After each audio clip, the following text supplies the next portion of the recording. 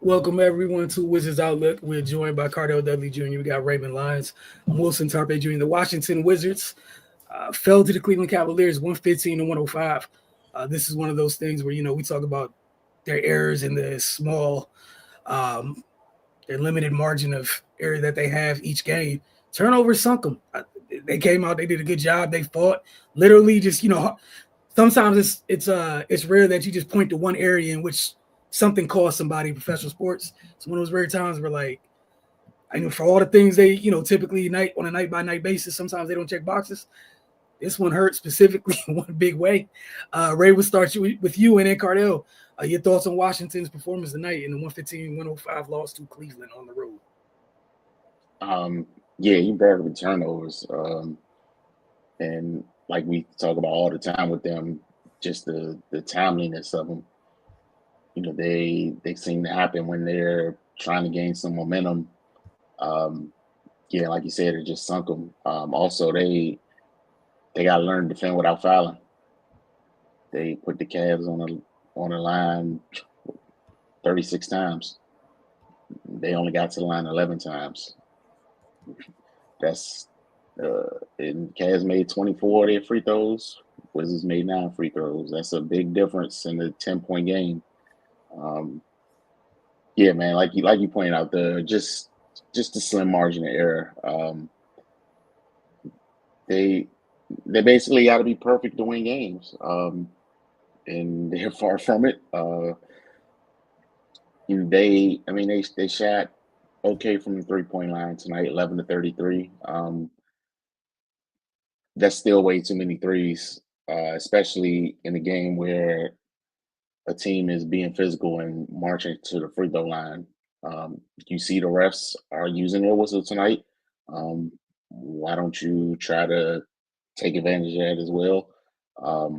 Attack the basket, try to get some easy ones, and yeah. But overall, I mean, they compete against the best team in the league. That's cool, but if they bring this every night, maybe they'll stack up some wins against the lesser teams. I just don't understand the inconsistency and the effort, but yeah, down the stretch, just bad shot selection at inopportune times. Again, the turnovers uh, in the offensive glass, that the second chance points kind of killed them too. Cleveland, they in the midst of the Wizards trying to get themselves back in the game, a couple times Cleveland get second chance opportunities and they hit threes off of them, and that just adds insult to injury. So yeah, just a couple things they clean up and they got a good chance at winning this game. Cardell. Yeah, it was a winnable game that a lot of the issues they put on themselves, self-imposed mistakes, self-imposed issues, cost them the game. The turnovers, second half, 13 of their 18 turnovers came in the second half. And 15 of Cleveland's 26 points off those turnovers came in the second half. It's just hard to overcome that when you can't really stop the other team, you know what I mean? Even without one of their top players or some say best player in Evan Mobley. Um, then when you look at the balance that Cleveland attacked them with, man, both were jacking threes. I know the Wizards was 14 or 40 and the Cavs were even worse, 15 to 50. But they got to the free throw line 40 times. They shot 40 free throws as a team and made 28. And the Wizards only attempted 11.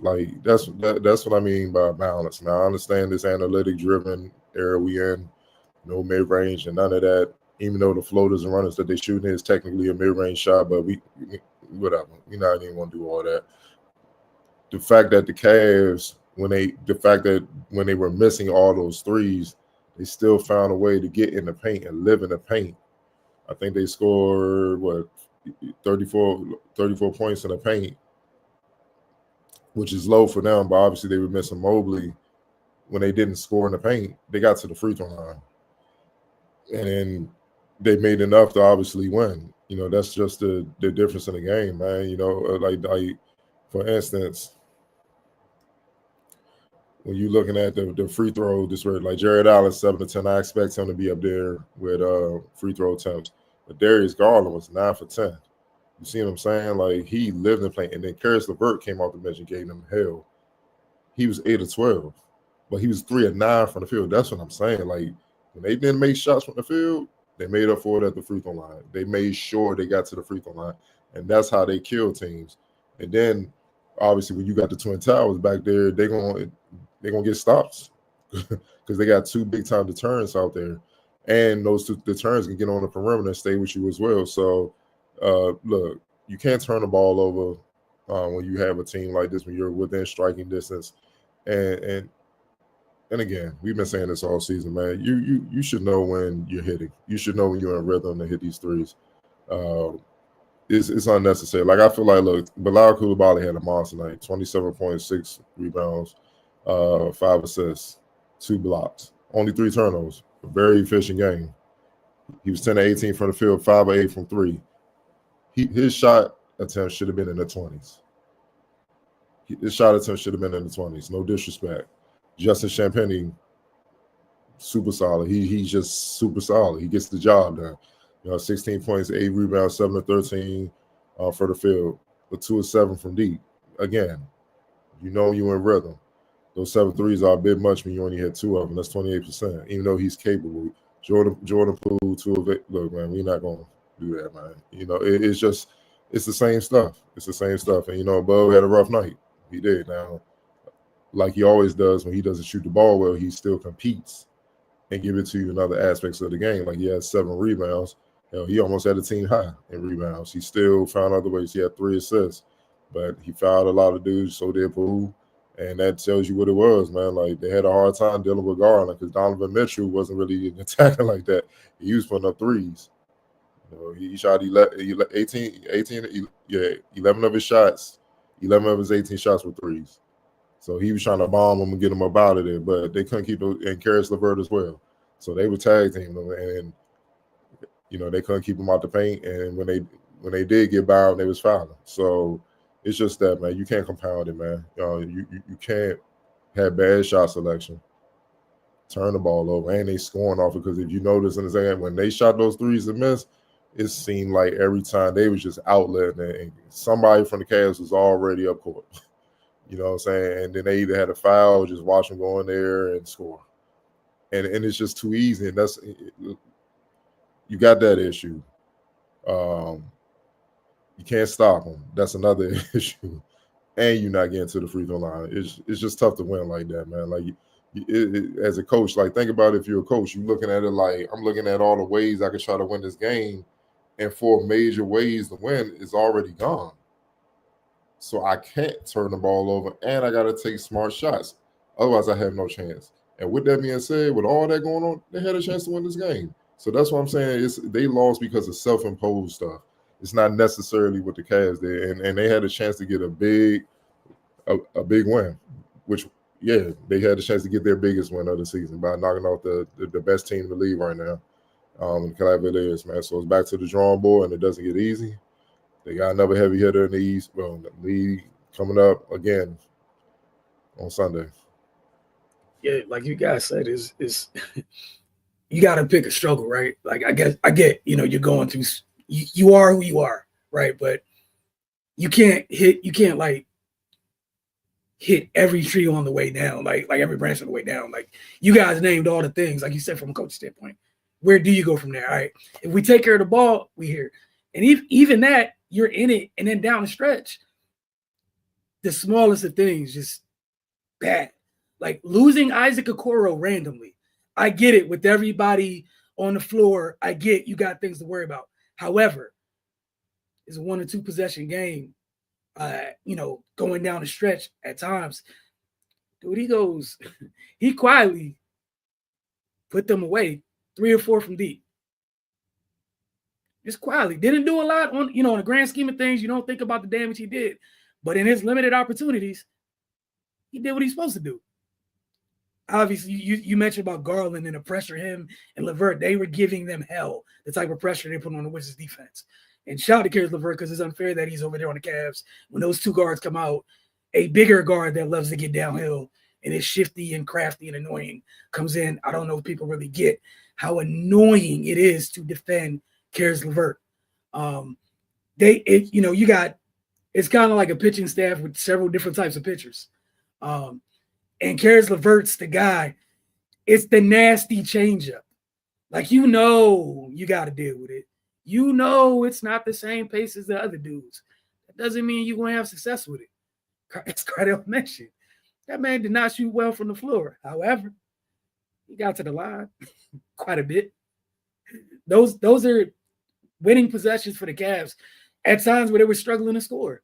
You win those possessions, you're in a good situation. To the line. You talk about Garland. He's hell on wheels to deal with. He gets going. He gets space. Which gives, like you said, gives Donovan Mitchell the luxury of, if you're getting downhill, I can sit out here and bomb away and look for the kill shots, because for the most part, I'm getting a really high percentage look at a kill shot from out here while that defense is scrambling and whatnot. Jared Allen continues to move his name up on the list of people that like playing the Wizards. I don't know if he's really had a bad game against them. It's usually just a double-double. Regardless of what happens, it's just kind of like the level of the double-double that he has. But now you saw one of the best teams in the league on even not a great night find a way to win. And as you guys both said for Washington, big opportunity, had a great opportunity, great chance to upset one of the best teams in the league, and you missed out on that chance. And now, like you said, you know what you got coming in the building on Sunday, which isn't fun no matter what you're going through. But shout out to Bilal, 10-18. We had that little stretch where offensively he was kind of searching for it. So it was good to see him find it offensively, because defensively he has a tough assignment every night defensively, and he's maintained his work rate on that end of the floor, to which you got to give credit for that. But yeah, like you said, he should end that game with at least 25 attempts. There's no reason for that. 10-18 from the floor, 5-8 from deep. He was fine with the physicality and the athleticism that Cleveland, the difficulties that they present. He was fine with it. 6 boards, 2 blocks. He was active. And you mentioned some of the folks on the Cavaliers that didn't shoot the ball well, great from the floor. Bilal had a little bit to do with that. And welcome back to Alex Sarr. Came back. I know he's out a couple games and whatnot, but he had a solid night. But yeah, just a missed opportunity, man. If you guys had nothing else, going to ask you guys about player of the game, because unfortunately I have to ask. For me, it's Darius Garland. Dictated the pace, controlled the game, kept the pressure on their guards, and their guards couldn't really match it or get off to kind of offset it. So even though the Wizards was close, you never felt like they seized momentum. You always felt like the Cavs still had it. Right. Yeah, for sure. He had them in a world of trouble. Bub had 5 fouls in the third quarter. That just kind of tell you the type of pressure Garland was putting on them. Yeah, no argument for me. Again, he's one of the shiftiest guards in the league, along with the speed. Just hell, fast, man. Super quick and fast. And the pace he plays with for somebody that fast, which is what makes it so crazy, because usually when you're uber fast, all of them don't have the pace. Speed kills, man. That's the equalizer for smaller players. Like early in the season when they had that big matchup with Boston, that boy hit Drew Holiday half court in and out, made Drew Holiday turn around. Oh shit! I was like, oh damn, man. Like, woo! Yeah, it's different. Drew had to really lock in. I'm like, damn. Like, yeah, he at a different level now. So yeah, gotta get props where it's due. There is Garland. All right, X factor for the night. Definitely Isaac Okoro. They need, what they won by 10. They needed that 13. Because outside like Jared, Karras, and Garland, no one else really had it. I know Donald got his 20, but he had to really gun a little bit to get that 20. Nobody else really kind of, gave him an offensive boost. So they needed that. Right. You had another player. I was gonna go with Okoro or Karis LeVert. Okoro, he just kind of filled in the gap for Donovan Mitchell in the starting lineup, and Karis LeVert, he came off the bench and he just wrecked shop. Yeah, Karras is that's a tough dude to deal with, man. And again, it's why Cleveland's one of the better teams, if not the best team in the league at the moment. Start this year, they hit the ground running. They haven't really slowed up, man. Like, they may have tripped here or there, but they landed like Barry Allen out here. Like, they are really tough, and they didn't have Evan Mobley tonight. Really good team. But we'll see you guys Sunday after the Wizards take on the Boston Celtics.